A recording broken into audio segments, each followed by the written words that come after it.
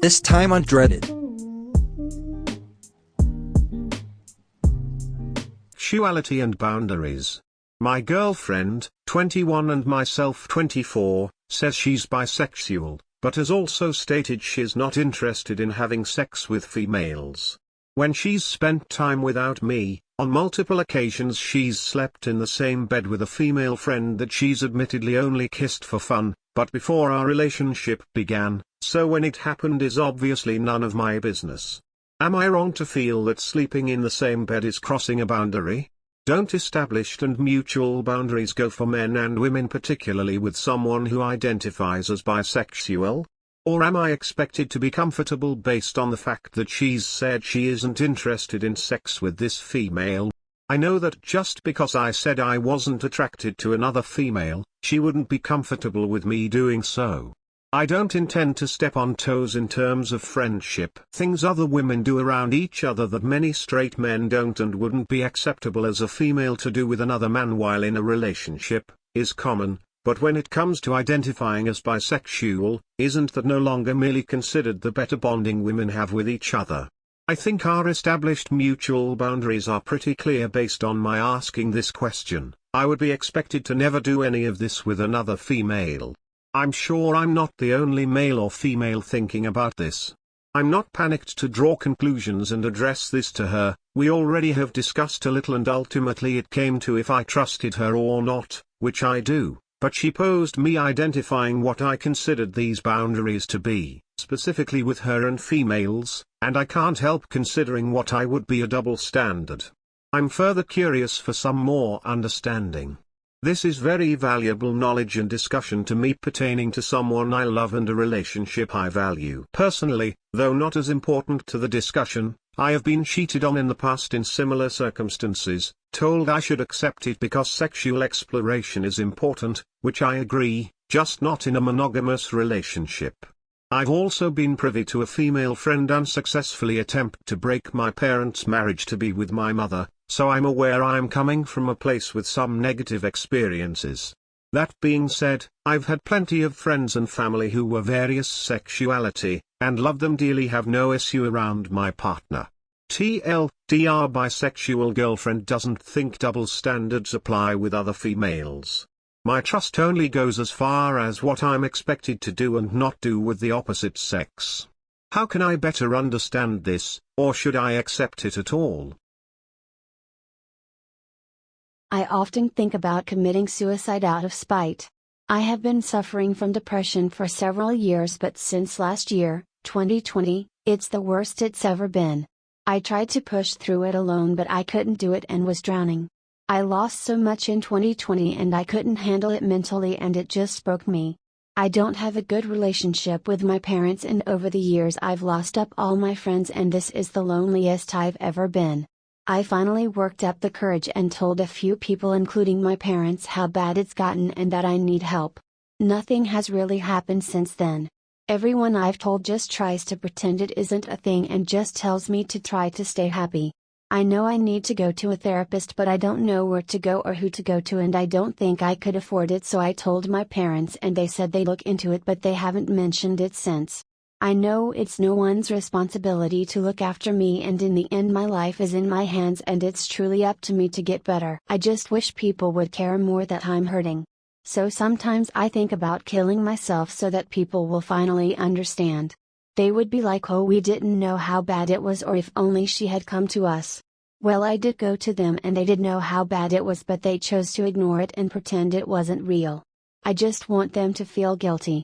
People only care after you're dead, and then they start talking about how much they would have helped and how much they cared. My parents are one of the reasons why I feel this way. When I was in high school they forced me out of the closet. They're super religious and homophobic, and when they found out I was a lesbian everything changed and nothing was ever the same. They're part of the reason why I feel so unloved and unwanted. They've judged everything about me every single day for years. They make it very clear that I'll never be good enough for them. So I think about ending things because I want them to feel the guilt of being able to help but doing nothing. The guilt of knowing it's their fault. I just want them to hurt as bad as they've made me hurt. Also, before anyone gets worried, I wouldn't actually go through with it. I'm too afraid of death to do it. I just think about it a lot. And if you manage to read through this whole thing, even if you don't comment or anything, I appreciate you. I don't have people to vent to, so I appreciate anyone that listens, even if it's a stranger. Edit. Thank you so much to everyone that commented. I'm sorry if I don't respond to everyone, but I read everything and I greatly appreciate all the kind words and advice given.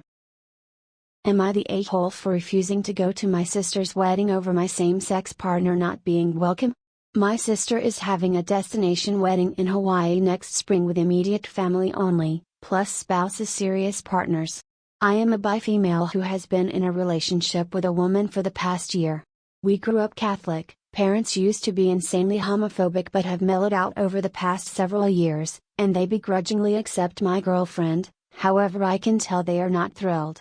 My sister's fiancé and his family are very Catholic, and his parents and grandparents very homophobic. Her future father-in-law has frequently used homophobic and transphobic slurs. We are all cis. Her fiancé knows I'm in a relationship with a woman, but his family does not. My sister and parents do not want my girlfriend to come because they don't want to start drama with her fiancé's family. They told me my sister's wedding is not the time to make a statement. I'm not trying to start drama nor make any statements, just being my authentic self with my girlfriend whom I've been with for a year now. I cannot use the excuse that it's too expensive to travel because my parents have volunteered to pay for flight, lodging, food in full. I have offered to pay in full for my girlfriend, although I'm sure if she were a man they'd sponsor her trip too. For her flight, food, she'd stay in my room with me obviously. I also cannot use the excuse of not being able to get off work because I'm self-employed, independent massage therapist. I make my own schedule. I have told them if my girlfriend is not welcome then I will not be coming. Major drama had ensued. Sister is really upset because she won't have a bridesmaid otherwise, it's family only, and her fiancé just has a brother, and she doesn't want to have to explain to the in-laws why I'm not there. Am I the a-hole? B swoops in and pays half. I pay the other half. Our originally agreement didn't occur to me at the moment. I tell him if I move out or decide that I need the car, I'll pay him back his half. He agrees. My credit card has a limit, so Dad uses his card to pay insurance, pulls out money from B's bank account, doesn't listen when I tell him to take money from my account. Now, since the insurance money came from B's account, he owns more than half the car. It's been 2 days. And B has already taken the car out to the local high school race spot. No proof that he's actually raced with it yet, but he keeps insisting that we add racing mods and whatnot into the car. We specifically agreed against this, and he's not even supposed to be allowed to own a car. I'm pissed. My parents want nothing to do with it. They've since ignored their no buying your own car before 20 rule, even though myself and my older brother have suffered through that. I offer to pay back the amount B has paid, plus some for contacting the seller. B yells at me to get out of his room for even considering it. Parents say I'm the asshole for trying to take the car away from him. Older brother says I'm not, since B is the one who broke the shared car in the first place. TLDR, my brother broke our shared car, we bought new one, he paid half, now I don't trust him with it and want to have full ownership. Am I the a-hole for suing my girlfriend after she had my 1967 Impala project taken to the scrapyard? I'll try to keep this short. I had a 1967 Impala 4-door that I bought in February 2019. A couple months ago I bought my first house that had a 2.5 car garage. I moved the car in and started tearing it down for a complete restoration. I had the body in one bay and the chassis in another, plus the whole garage filled with parts. About 2 months ago my girlfriend came to live with me during this whole crisis, and the whole time has hated that car. She wants to park in the garage, but I have 2 acres of land with a lot of nice places to park under shady trees, or hell even in the barn if it has to be inside. I tell her tough luck, it's my house and it's not like I can just throw it back together real quick. Anyways, I was out of town for a couple days on a business trip for the small local company I work for. When I got back, my girlfriend was all smiles. Making me food all the time, doing all the chores, all that. I thought maybe she just was happy to have me home, but then I realized that I didn't see her car in its usual spot. I asked her where she parked so I could make sure I mow that area and keep it clean, and she said not to worry because she parked in the garage. I asked how, and she told me to go check it out. Turns out that while I was gone she hired some people to come over and move everything related to that car, including the drivetrain, body, and chassis and all parts, and take it to the local dump scrapyard. I was absolutely dumbfounded. I had spent over 11 grand on that car including new parts, services, and the car itself. I told her that I was going to be taking her to court for that and she brushed me off like I was being dramatic. I told her that it's done between us and to pack her things and leave. I admit I was really angry, but I did end up getting a lawyer, and as I have all the receipts for all that money spent and I have her on my house's security cam footage letting the guys in and watching them take it all, I think I can win. Her family and friends are absolutely blowing me up saying it's just a stupid old piece of junk and that she cannot pay back all that money I spent, and that I should just let it go. But I have been putting all my time, effort, and money into that car for a year and a half now, and goddamn it if I am not going to get justice for what she did. Am I the a-hole? Edit. Thank you all so much for the support and awards and everything. I'm glad I have some people on my side. I got a call from her mom about 20 minutes ago and she told me that I was ruining her daughter's life over a stupid car. I told her she ruined her own life. I've been gathering documentation and stuff and I'm about to head down to the police station and file a report, as suggested by lots here. Once again thank you all. Update: went to the police station last night, was told to come back in the morning. Just got back and filed an official report against her for grand larceny and grand theft auto. I showed them all the receipts I had for the car and the footage of her letting the guys come and take it as well as the title for the vehicle in my name. They said they will be in contact with all three parties, me, XGF, and junkyard guys, soon and they will hopefully be able to recover some or all of the car. Just have to wait now. Huge update: they found my goddamn car. The junkyard guys apparently were in the middle of hiding it when the police came to ask them questions. It was on a forklift and they were gonna put it on top of a pile of cars that was hidden behind more piles of cars.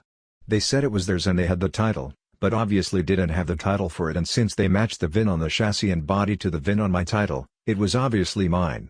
I know at least one person there has been arrested. I think he was in the camera footage I talked about earlier, but I don't know if it was the boss or whomever or even his specific charge. They also told me they would be looking into this specific junkyard for any other vehicles reported stolen.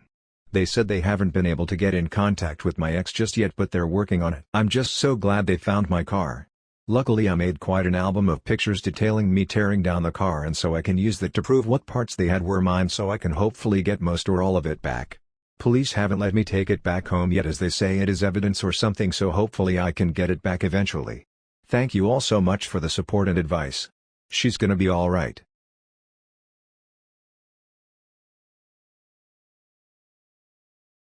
Am I the a-hole for boxing in a guy's car in my driveway and asking him to pay me to get it out? Bit of a prologue. So now that you know what is calming down in my country, a lot of fairs, carnivals and parties have started. I live near a huge park where most of this happens. And it's all day, finishing around 10 p.m. Problem is that it's getting impossible to park our cars. We have 3 cars in our household, and our driveway accommodates 2 of them. The third, my brother's car, is usually parked outside with a residence permit. On Sundays anyone is free to park, and with all the craziness, if we take that car out we aren't able to park on the street until later when the fair has stopped. People usually use our street to park as it is free compared to the others where you have to pay. I was discussing this problem with a few neighbors who had decided to park their cars outside the homes to hopefully deter people from using the street. Now I didn't mind parking 2 cars in my driveway and 1 outside, but it was getting ridiculous that when my brother would go out he'd either have to park 4 streets away and walk, wait for a car to move, which was very unlikely, or stay at home all day. He can't drive the other cars because they are manual and he has an auto license. We all use our cars pretty much daily, so it wouldn't make a difference who's parked out or in. So last Saturday night I tried the neighbor's tactic and park one of my other cars outside. The next day I used the driveway to run some errands, after checking to see if anyone would be going out or needing a car. I come back at around 2 p.m. to find an Aston Martin parked in my driveway. And parked in a way that I can't get in either. There's no proper parking left on the street, but I managed to squeeze my car directly in front of the entrance to my driveway, blocking the car in. It's only around 10:30 that the owner comes crawling back and starts banging on my door until I open. I was met with a very angry guy demanding I move my car.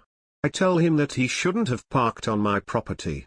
He proceeds to start shouting at me about how I am so lucky to have his car in my driveway and that I should pay him to have it boost my worth. Yes, seriously. I had never tried so hard not to laugh, but I told him that if he was bringing up money he could move his car if he paid the going parking rate, amounting to around $16 for 8 hours, which I was going to give to a homeless person anyway. He throws obscenities at me while kicking my plant pots until my neighbor comes out hearing the commotion. He threatens to call the police, so the guy throws a 20 my way and I move my car. He drives off calling me the world's biggest asshole and a money grabber. I tell my neighbor about what happened and about the money, at which point he gets a bit curt and says that I shouldn't have asked for money and should have called the police straight away. I didn't really want to get police involved but also wanted the guy to be taught a lesson. So am I the a-hole? Edit. So pretty much all the comments are saying, why didn't I get it towed? The tow companies here charge, especially on a Sunday. But I got my revenge, so either way it was nice to see a seething entitled guy not get his way for once.